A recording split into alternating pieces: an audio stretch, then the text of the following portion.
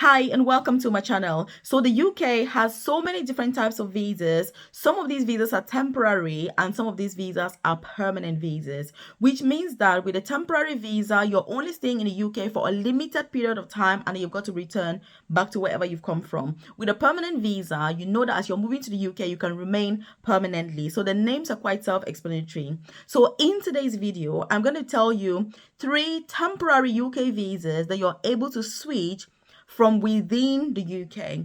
What this means is that if you use any of these 3 visas to move to the UK, you don't necessarily need to go back to your home country in order to switch. You can do that from within the UK. This is something that is very important because there are some temporary visas that you're not able to switch from within the UK. So again, if you're new to my channel, you're welcome. If you are a returning subscriber, I do appreciate your time.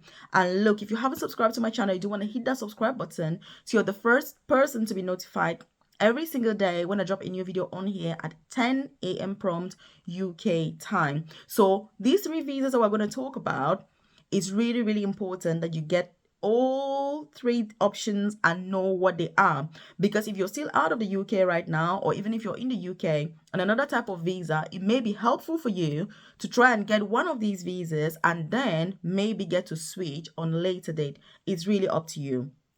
Personally, I kind of prefer more permanent visas, but this is not about me. So I'm sharing this for information purposes. And by the way, if you're not aware, I do have a free newsletter where I send information about free UK visa sponsorship opportunities, UK updates, such as what I'm talking about now, and work from home jobs that are very highly paid, career progression in the UK. I'm very passionate about career progression because I started my own UK journey as a carer in a nursing home. I then studied nursing as an international student.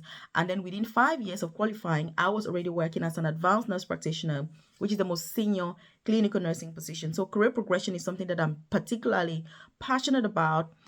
Starting your own side business so you can earn a lot of money in the UK, kind of leave the grind and get to retire early. So if you check my newsletter, check the comment section below. I've dropped a link on there. For you to join, just drop your name and email and you're part of the newsletter so that when that information becomes available, I send it directly to your inbox and you're not reliant on the yo-yo YouTube algorithm. So let's get started. The first visa I'm going to talk about is the religious worker visa. Look, for a religious worker visa, you don't necessarily need to be a rabbi, you don't need to be a clergy, you don't need to be a priest, a bishop, a cardinal, a pastor, or a nun, for example, to apply.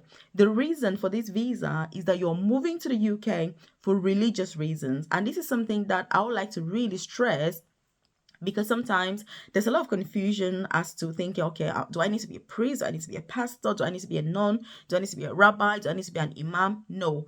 The reason is that you're moving for religious reasons. And by the way, I want you to leave a comment as a Melvis. I will implement this because I'm doing all these videos. I need you to take action. What is your personal circumstance right now? If you're watching this video, are you out of the UK wanting to move to the UK? Are you in the UK looking to switch? What is the situation with you? Is there any challenge you have? Leave that in the comment section and I'll be able to join you on there and provide any information that I have that may help and support you with your personal circumstances so you can achieve that goal that you're currently working towards. And if you're wondering as well, I also offer personalized guidance to secure free UK visa sponsorship opportunities. If you're a nurse, carer, midwife, you want to get into healthcare, you're a student in the UK looking to switch your visa, academic work. Again, I support with all of that through my private coaching program. What's the best opportunity for you? How do you apply? Where do you apply?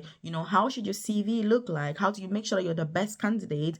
Because look, these opportunities are highly competitive. Thousands of people are applying for the same jobs, and you don't want to be just like any other person. You don't want to have a CV that is copy and paste. So that's why I offer this personalized guidance through my coaching program, also interview preparation, to make sure that as you're getting that interview, you're already top notch, you know exactly what to expect, and you're just going to deliver the goods. So if you check the about section of this channel or the description box below, you're going to see a link to join my private coaching program. Once you join, then I give you that tailored individualized guidance, because as you can imagine, I'm not able to support everybody individually with all their questions, all their queries. It is not possible because I do have a job, and there's just no time. 24 hours in a day is not enough time to be able to support and guide every single person. So I've got my select group who are members in my coaching program, and we meet up and we go through those things, obviously, in that program. So I'm looking forward to seeing you there. If you're watching this video right now, then it's going to be perfect for you and to give you that guidance that obviously you need. So like we've said, religious worker visa, all you need to do, if you're sat there wondering, but how do I even get a job in the first place? So you need to find UK organizations that are looking for religious workers. Once you find that organization, then you apply. You have to do an interview like a normal visa. It's like getting a normal job because you're going to be paid. It's a job basically.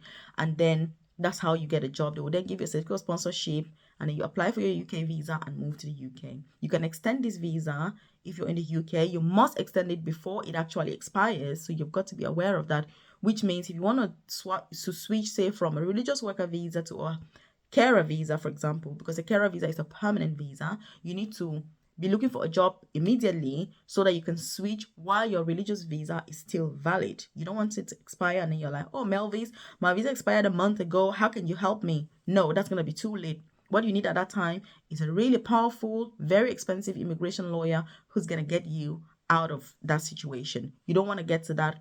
Especially if you're watching all my videos, you should be doing everything on time, you should be planning, you should be organized, you should make sure that you are on slick. So that's the first one. The second one is a student visa. I think you already know, if you move to the UK with a student visa, you can switch to a more permanent visa. Again, this is something that UK universities are currently saying that they don't want students to be able to switch, you know what I mean, until they've completed their course. And the reason for this is money. As you know, students bring in billions to the UK economy, international students. And so the UK relies heavily on money from student visas. Also, what has happened is that with students being able to switch their student visas to work visas even before they complete their studies, universities are losing money. Because, for example, if your tuition fee is, say, £20,000 and you pay £5,000 to move to the UK, if you get to the UK and then you switch your visa to a work visa, you're not going to pay the remaining 15,000, are you? Because you've already switched anyway. So what universities want is that students come to the UK, they're not able to switch until they complete the course, which means they're going to pay the full £20,000, and then they can find their way to switch their visa. So this is the perfect time to move to the UK so that you're still able to switch. And let me tell you, if you're moving to the UK on a student visa, I want you to leave a comment in the comment section below. Which course are you studying? When are you moving to the UK or planning to move to the UK? Because the course you choose is going to be crucial. I've done a video on here on the best, in fact, the only courses you should be studying if you're coming on a student visa to guarantee you, 100% guarantee you getting that visa sponsorship. Because for me, it's very heartbreaking when I see colleagues that have studied in this country that have paid £20,000 per year, £25,000 per year without getting any job. It's expensive. What is the point in studying? It's not just about coming here. You know what I mean? Because if you have plans for yourself, for example, or you want to study, you want to make your country great, or you want to do whatever it is you're doing, that's fair enough. But if you're studying and you need to know what your plans are. That's what I'm saying. You need to know what your intention is in order to choose a course. It's not about getting to the UK as soon as possible. It's about being really strategic from day one. So again, if you're part of my coaching program, I do offer guidance with all of that. So make sure that you're choosing the best course, you know what I mean, and you're not ending up in these heartbreaking situations. I studied in the UK as an international student myself, so I empathize with this because it's a journey that I have gone through myself with the whole visa sponsorship, switching visas. I went through all of that, so I understand how it is. And if I had paid 30,000 to study nursing without getting a job, I don't know what I would have done. So please, you need to be wise, smart when you're making these decisions. It's not about how quick you can do it. It's about how efficient you ought to do it. So you can switch your student visa, obviously, that's what we've said. And then the third option is the charity worker visa. But if you're watching this and you haven't subscribed to the channel, like for real, don't be a stranger here. You want to be part of this family.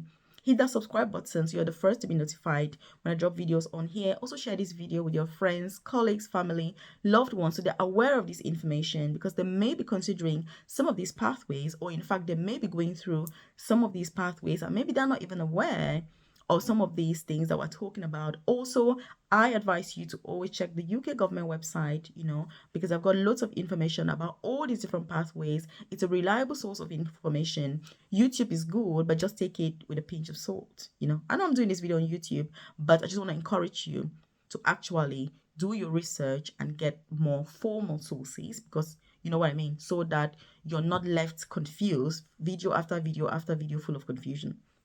So charity worker visa. So charity worker visa, again, I've done an individual video explaining all the details about this charity worker visa. It just means that you're moving to the UK for charity reasons, you know, or in fact, the UK is a country that is huge when it comes to charity work. You know, people donate billions of pounds every year in this country to charity. So because of this, charities are very powerful. They can offer visa sponsorship. So if you're moving to the UK to work for a charity, you can extend your visa within the UK. So this is something that is so important. It's an opportunity that you 100% want to take if this is a pathway that you want to pursue. Again, in my private coaching program, I focus more on permanent pathways. For example, people that are moving to the UK as carers, as nurses, as midwives, I'm particularly interested in all of those because you can really have a plan. You can know that your kids are going to have a plan and all of that. With these other temporary visas, it's very challenging because, like I'm explaining, even though you're moving, you know that you're not settled because you don't know what tomorrow holds. You don't know when you're going to find a job. You don't know if you're going to find a job. You don't know if you'll be able to switch. There's a lot of shenanigans that is linked to it. So you need to be careful the choices you make. Sometimes it's not about choosing the simplest option, but it's about choosing the best option. Even if it's more complex, if it's going to take more time, take more time. That's what I'm saying. Because it's not a bad idea to wait an extra 6 months, 3 months, 1 year even to get a better pathway in order to move. It's something that you only appreciate when you get to this country. So, and if you're watching my videos, obviously you should be aware of that, following due process, the importance that it brings, the advantages that it has for you and for your beautiful family. So charity worker visa, again, is one of those visas that you can extend when you're in the UK or you can switch, but you have to always do that while your current visa is still valid. Because if your current visa is now expired, out of date, like I said previously, what you need is not to say, oh, Melvis, my visa is expired. What do you think I should do? What I'm going to say to you is you need to get a very good, lawyer, a very good immigration lawyer, and it's going to be a long battle. You never want to get to that stage in this country because the laws are very strict, the rules are very strict. So what do you think about these 3 situations that we've spoken about?